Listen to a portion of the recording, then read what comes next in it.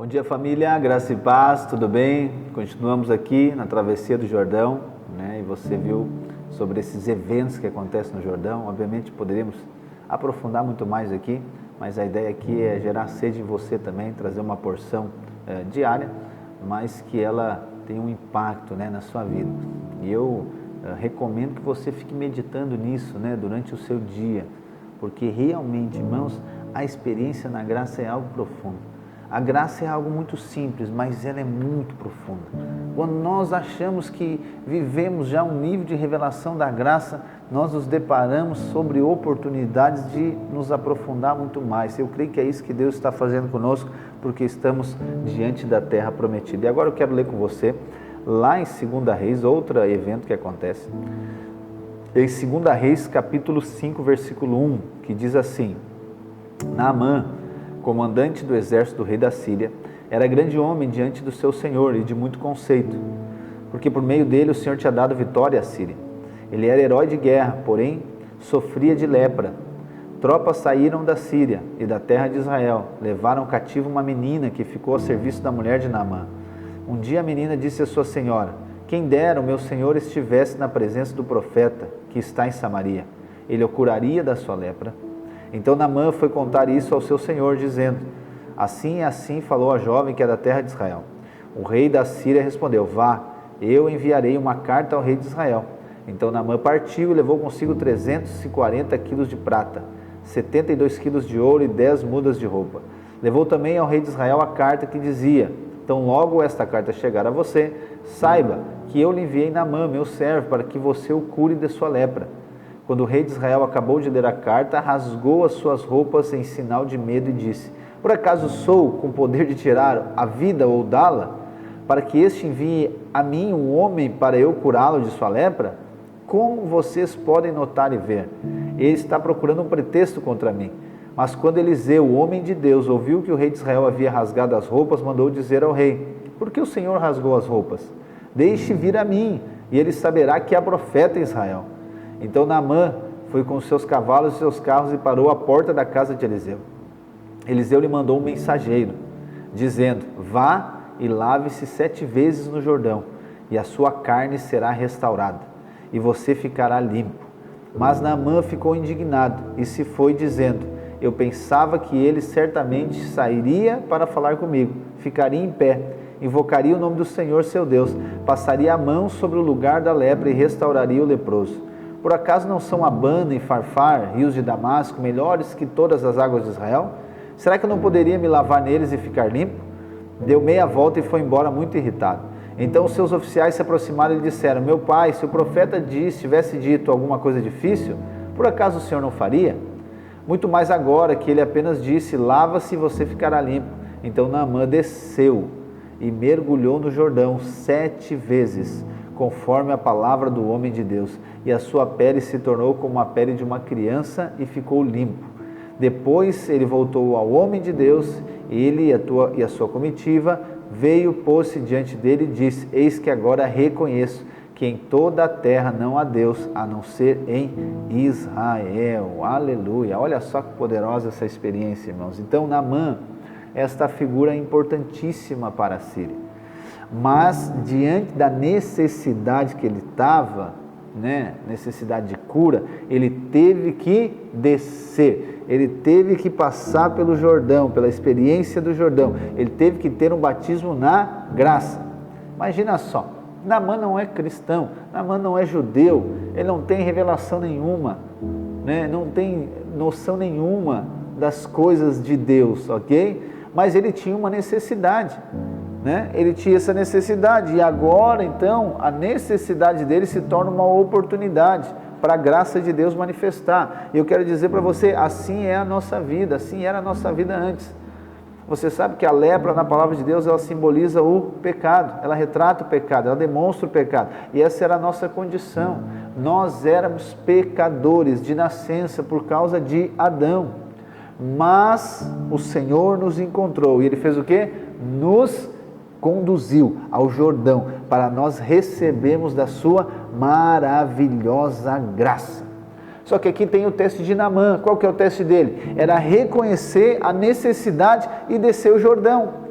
Ou seja, então o Jordão aponta para a graça de Deus. Só que Naamã precisava de descer nele. A graça já estava liberada, né? Vamos pegar aqui, Jesus então já morreu por todos os pecados.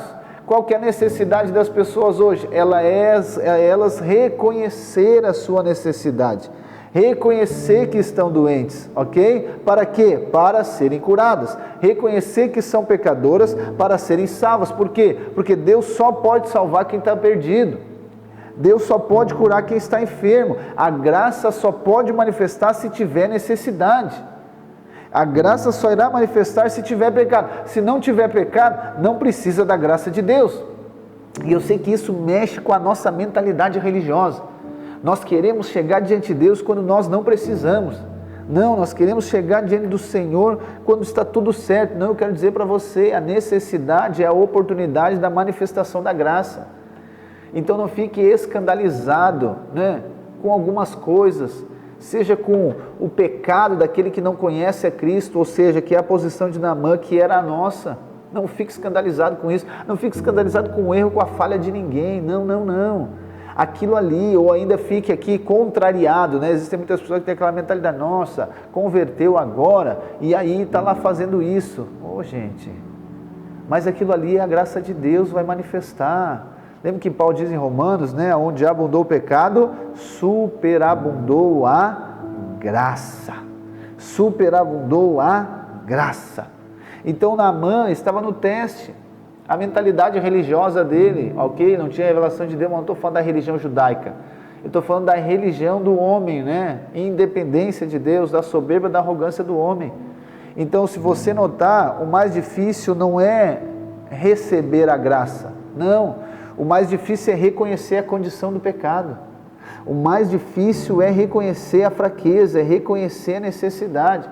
O texto vai dizer que Naamã teve que mergulhar 7 vezes.